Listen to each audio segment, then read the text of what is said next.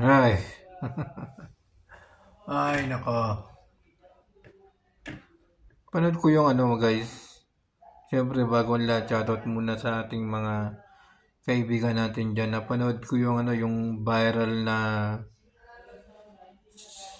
video. Yung bata na nagtitinda ng sampagita. Tapos yung isang gwardiya.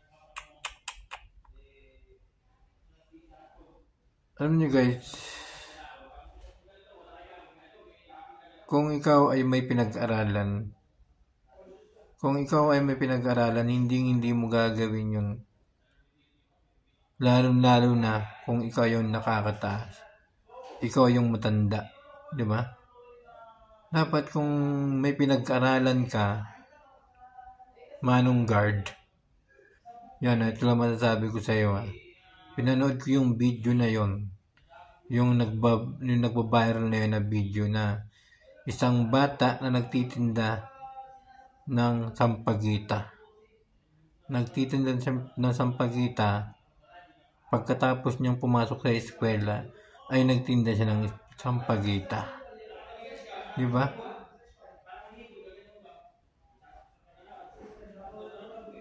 Marangal na ginagawa ng bata, nagtitinda siya ng sampagita, tapos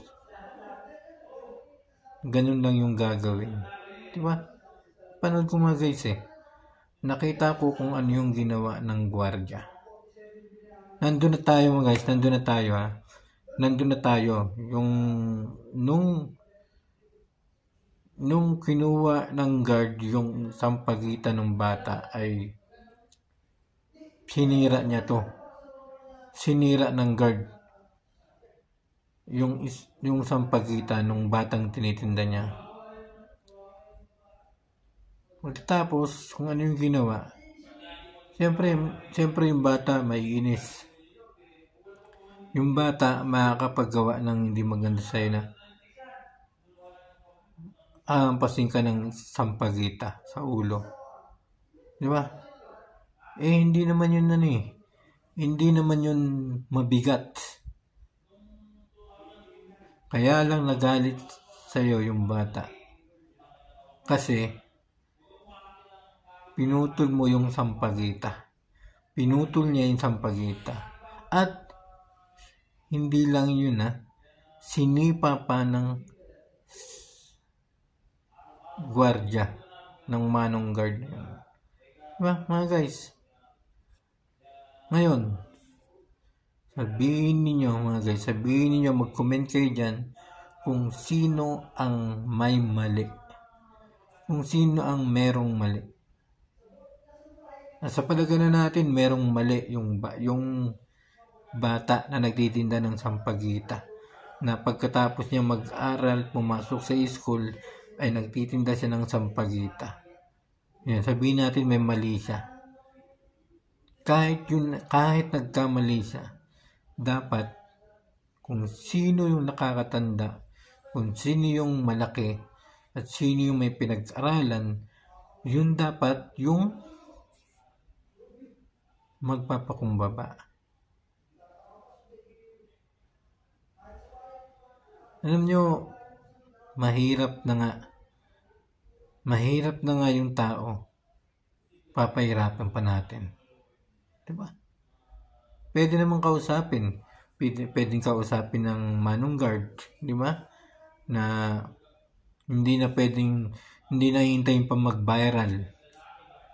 Di ba?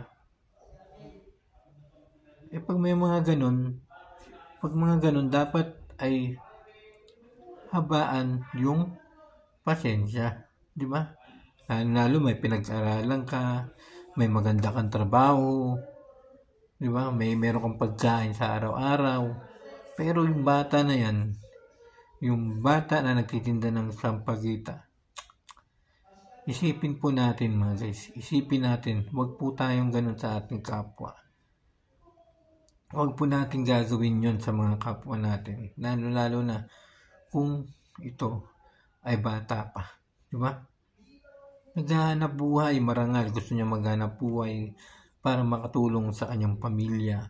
Tapos ayun yung gagawin ng gwardiya na yun. Yung manong guard na yun.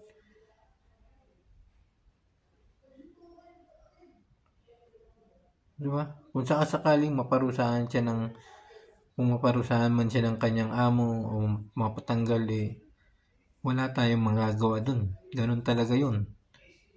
Kasi, di ba? Napaka walang delikadesa yung ginagawa niya. Dapat hindi niya na lang pinatulan yung bata. Hindi na lang niya pinatulan yung nagtitinda ng sampagita. Diba? Kahit si Jan Arcila, talagang nadismaya sa ginawa ng security guard na yun sa batang nagtitinda ng sampagita. Kaya dapat mga guys, sana maging aral ito. Sana maging aral ito sa lahat ng mga may mga pinag-aralan, di ba? May mataas na pinag-aralan, nakakaangat sa buhay, di ba? Huwag tayong magiging ganun sa ating kapwa. Mapabata man, mapapatanda, o kahit sino man, dapat ay maging mapagbigay tayo. Mapagbigay. Hindi katulad yung mga nangyayari tungkol dun sa batang viral na nagsasampagita lang. Tapos, kukunin yung sampagita, sisirain. Tapos, tatadyakan pa. Di ba? Kung inyong mapapanood mga guys, makikita nyo dun guys na kinuha yung sampagita, pinutol, at hindi pa naging masaya, at inambahan pa ng sipa. Sinipa pa yung bata, di ba? Yun yung matutuwa doon ng mga manonood. Ako hindi ako natutuwa sa ginawa ng guard na yun. Hindi ako natutuwa.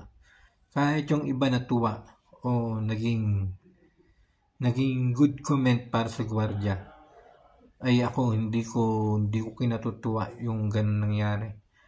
Nakakadismaya yung ginawa ng gwardiya na yan sa batang nagsasampagita. Kaya natural lang na mabigyan siya ng leksyon, di ba? Para wala nang makaulit o gumawa uli ng ganun na nakakadismaya sa paningin ng ating mga mata. Di ba? Grabe yung napanood ko kanina. Kaya ngayon viral yung si Manong Guard at saka yung sampagita. Nakakaawa. Naawa ko sa batang magsasampagita. Naawa ko. Kaya pasensya na, pero ako talaga ay hindi ko nagustuhan yung inasal ng gwardiya na yan. Hindi ko nagustuhan. Mas naawa ko sa batang magsasampagita. Pagkatapos pumasok sa eskwelahan, nagtitanda ng sampagita para mabuhay sila. Di ba? Kaya huwag tayong mapanghusga. Huwag tayong